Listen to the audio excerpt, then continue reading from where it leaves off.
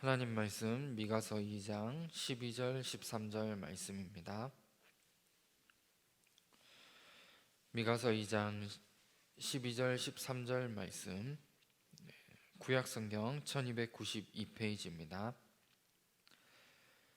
다 찾으셨으면 함께 합독하도록 하겠습니다.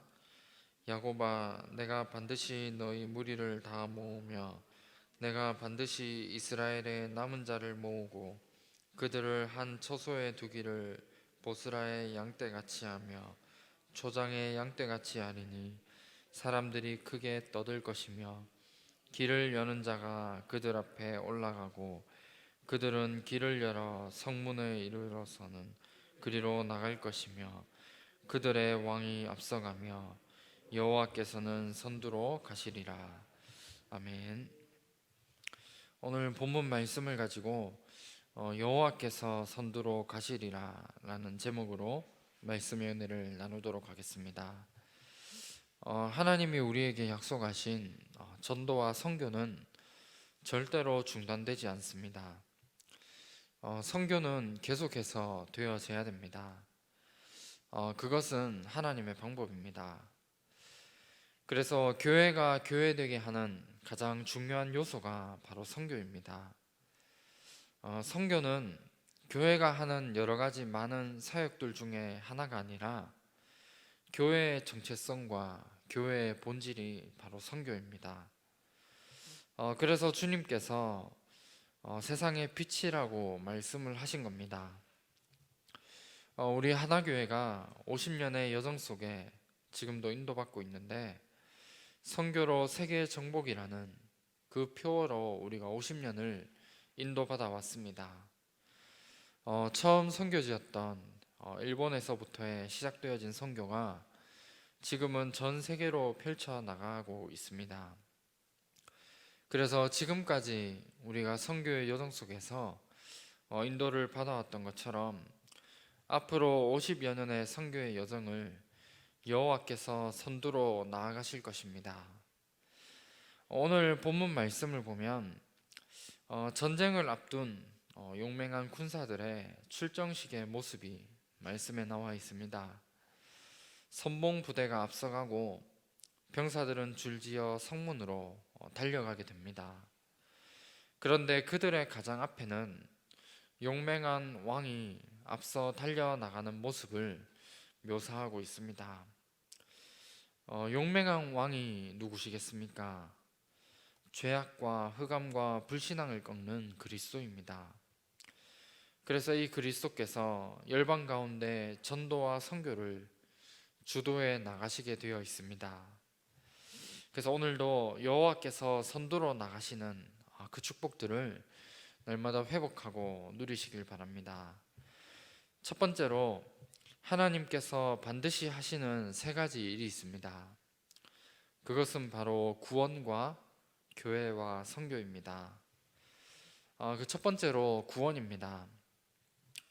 오늘 읽은 미가서 2장 12절 말씀에 이스라엘의 남은 자를 모으셔서 소망의 길을 여시고 하나님은 회복시키려 하십니다. 다시 말하면 구원받은 자들을 하나님은 절대로 멸망시키지 않으십니다. 요한복음 10장 28절 말씀에 하나님께서는 영생을 주시고 또 영원히 멸망받지 않을 것을 우리에게 말씀하고 있습니다. 그 누구도 하나님의 손에서 빼앗을 자가 없다는 것입니다. 우리에게 주신 구원의 문은 예수 그리스도밖에 없습니다. 그래서 요한복음 10장 9절에 보면 내가 문이니 나로 말미암아 구원을 받게 되고 말씀하고 있고, 히브리서 10장 19절에서 20절에 보면 우리를 위하여 휘장 가운데 열어놓으신 새로운 살 길을 우리에게 열어놓으셨습니다. 다른 구원의 길은 우리에게 절대로 없습니다. 우리에게 예수 그리스도만이 우리의 유일한 구원의 문이시고 지금도 그 예수 그리스도께서 구원의 역사를 이루어 나가고 계십니다. 마태복음 24장 31절에 보면 그가 큰 나팔 소리와 함께 천사들을 보내리니 그의 택하신 자들을 하늘 이 끝에서 저 끝까지 사방에서 모으신다는 중요한 말씀을 하고 있습니다. 그래서 우리의 인생이 신앙생활 속에 가장 중요한 방향으로 붙잡을 부분이 있다면 구원 사역 속에 우리의 모든 인생의 방향을 맞춰야 됩니다. 다시 말하면 하나님이 오늘도 이루어 나가시는 그 구원의 역사 속에 내 인생이 들어있는 겁니다. 여기에 모든 방향을 우리가 맞추게 된다면 우리의 모든 일들과 하는 모든 일들 속에서 성령의 인도를 받게 되어지게 되어 있습니다. 그래서 우리의 모든 삶이 구원의 사역을 이루는 그 방향을 두고 오늘도 인도받아 나가야 됩니다. 두 번째로 교회입니다. 미가서 2장 12절에 보면 하나님이 한 처소로 모으신다는 것을 말씀하고 있습니다. 한 처소로 모으신다는 것은 하나님이 오늘도 구원받은 우리 하나님 자녀들을 교회라는 그 공동체 속에 우리를 모으신다는 것을 말씀하고 있는 겁니다. 그리스도를 구주로 영접하고 주님께로 돌아올 자가 많다는 것을 말씀하고 있습니다. 그리고 하나님의 자녀된 그 하나님의 백성들이 그 은혜에 감사하여 기쁨의 찬양을 곳곳에서 부르게 될 것을 말씀하고 있습니다. 이것이 우리가 교회를 통해 누려야 될 축복입니다. 교회에서 날마다 구원에 대한 감사와 감격 때문에 하나님께 찬양하는 이 부분들이 끊어지지 않고 이 부분들이 우리가 가는 모든 현장마다 곳곳에서 일어나게 되는 것이 우리가 한 주간 누려야 될 축복입니다. 교회는 마태복음 16장 18절에 나오는 것처럼 내가 내 교회를 세우시겠다는 것을 말씀하셨습니다. 그리스도를 올바르게 알고 고백한 베드로의 신앙 고백 속에 반석 위에 우리의 교회를 세워나갈 것을 말씀하고 계시는 겁니다. 그리고 요한계시록 22장 16절에 보면 나 예수는 교회를 위하여 내 사자를 보내실 것을 말씀하고 있습니다. 교회 속에 담겨진 중요한 축복을 말씀하고 있는 겁니다. 그래서 우리가 오늘도 교회를 통해 우리에게 주시는 중요한 축복들을 우리가 찾아내는 것이 우리가 누려야 될 중요한 축복입니다. 마지막 세 번째로 선교입니다.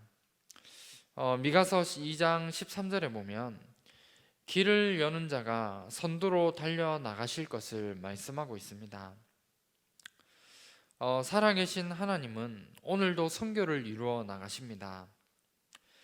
그래서 이사야 42장 8절 말씀처럼 하나님은 선교를 통해 하나님의 영광을 회복시키십니다. 그리고 이사야 62장 10절에 보면 만민을 위하여 길을 들 것을 우리에게 말씀하고 계시고 미가서 5장 4절에 보면 이제 그가 창대하여 땅끝까지 미치리라 말씀하고 있습니다. 우리의 모든 길을 여시는 분은 그리스도입니다. 그래서 오늘도 하나님은 구원의 길과 선교의 길을 오늘도 열어나가고 계시는 겁니다. 우리의 인생이 선교의 그 여정 속에 우리의 인생이 있어야 됩니다. 그렇다면 왜 우리가 선교의 응답을 우리가 받아야 되겠습니까? 선교해야 될 이유가 있다면 세상은 시간이 가면 갈수록 발전하지만 결국은 계속해서 재앙이 일어날 수밖에 없습니다. 그래서 창세기 3장과 6장과 11장에 이 부분들이 점점 확장되어지고 있는 것이 바로 세상 현장의 모습입니다. 그렇다면 우리가 선교사로 나가지는 못하지만 오늘도 이루어 나가고 계시는 그 선교의 응답 속에 우리의 인생이 있어야 됩니다. 그래서 우리가 선교를 위해 기도하고 내가 있는 현장에서 많은 우리 다민족들을 찾아서 제자로 세워 나갈 수 있는 이 선교의 응답들을 날마다 누려야 되는 겁니다. 그래서 선교는 여호와의 눈이 머무시는 것이 바로 선교이고, 여호와의 숨은 응답이 모이는 것이 바로 선교입니다. 그리고 하나님의 능력인 그 기적이 일어나는 것이 바로 선교의 축복입니다. 그래서 하나님이 선두로 행하시는 구원과 교회와 선교의 응답 속에 우리가 쓰임을 받아 나가야 됩니다. 두 번째로, 여호와께서 선두로 행하십니다. 이 축복을 우리가 확인하고 누리기 위해서 우리가 반드시 가져야 될 세 가지 중요한 부분이 있습니다. 절대 앞서지 말고 우리가 따라 나가기만 하면 됩니다. 다시 말하면 우리의 모든 삶 속에 성령의 인도를 받아 나가는 겁니다. 내가 있는 현장과 내가 있는 업 속에서 내가 조금만 성령의 인도를 받게 된다면 여호와께서 선두로 행하시는 이 축복들을 우리가 발견할 수 있게 됩니다. 그래서 이 일을 두고 우리가 성령의 인도를 받아 나가야 되는데, 에베소서 4장 30절 말씀과 데살로니가전서 5장 19절에 보면 성령을 근심하게 하지 말고 성령을 소멸하게 해서는 안 되는 겁니다. 그리고 성령의 인도와 함께 우리가 있는 현장에서 확인하고 증거를 가지면 됩니다. 우리가 있는 현장을 자세히 보면 이사야 66장 19절과 로마서 15장 19절에서 20절 말씀에 나오는 것처럼 현장에는 한 번도 복음을 듣지 못한 남은 자가 예비되어져 있고, 현장에 하나님이 숨겨두신 중요한 제자들이 반드시 있습니다. 그렇기 때문에 우리가 있는 현장의 성령 인도 속에 이 부분들을 확인하고 우리가 증거로 붙잡으면 됩니다. 그리고 우리가 있는 현장에 많은 어려움과 많은 문제가 올 수도 있습니다. 그런데 분명한 건 하나님이 지금도 나와 함께 하시기 때문에 두려워하지 말라라고 우리에게 약속하신 겁니다. 그래서 이 부분들을 우리가 이번 한 주간 붙잡고 우리가 가는 모든 현장 속에 하나님의 인도를 받으며 하나님이 우리에게 주시는 중요한 응답을 확인하고 증거로 붙잡고 하나님과 함께하는 이 비밀 속에 여호와께서 선두로 행하시는 이 응답들을 한 주간도 확인하고 누려야 됩니다. 말씀을 맺도록 하겠습니다. 우리가 선교를 위해 해야 될 중요한 부분이 있다면 각 나라에서 선교하고 계신 선교사님들을 위해 기도하고 우리 하나교회가 선교의 응답을 누릴 수 있도록 기도해야 됩니다. 그래서 이 부분을 위해서 이번 주 우리 강단 말씀을 통해 중요한 선교에 대한 기도 제목을 몇 가지를 주셨습니다. 각 나라의 교회의 성장과 RUTC의 응답을 누릴 수 있도록, 그리고 다민족 사역자들이 세워질 수 있도록 우리가 함께 기도해야 되며, 많은 우리 렘넌트들이 훈련 받을 수 있도록, 그리고 평신도 전문인 선교사들이 일어나며 렘넌트 차세대 중에 목회자와 선교사들이 나올 수 있도록 함께 우리가 마음을 담고 기도해야겠습니다. 그리고 하나교회가 지금은 11개의 나라를 위해 기도하지만 앞으로 30개의 나라를 살릴 수 있는 그 시스템들이 세워질 수 있도록 함께 선교를 위해 기도하는 것이 우리가 있는 현장에서 누릴 수 있는 중요한 선교의 축복입니다. 그래서 이번 한 주간 이 부분을 가지고 기도하는 가운데 날마다 여호와께서 선두로 나가시는 그 응답들을 확인하며 현장에 하나님이 하시는 중요한 응답을 가지고 또 증거를 가지고 이번 한 주간도 승리하시는 귀한 축복 날마다 누리시기를 주님의 이름으로 축원합니다. 다 같이 합심으로 함께 기도하도록 하겠습니다. 2020년 나중 영광이 크리라 말씀을 우리에게 주셨습니다. 그래서 후대에 집중, 치유 집중, 237 집중의 이 응답을 날마다 누릴 수 있도록 함께 기도해 주시기 바랍니다.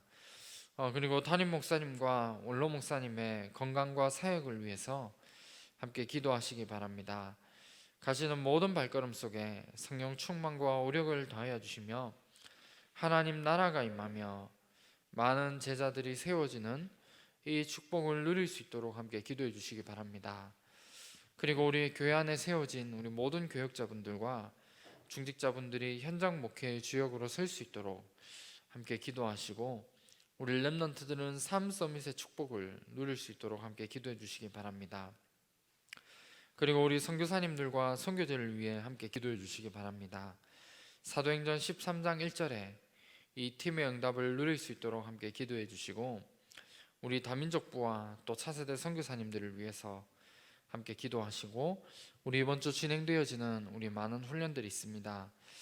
그 훈련들을 두고 함께 기도해 주시고 교회 안에 영육 간에 어려움과 질고 당하시는 분들과 또 우리 개인적인 기도 제목을 가지시고 힘 주시는 대로 기도하시다가 자유롭게 돌아가시기 바랍니다. 기도하겠습니다.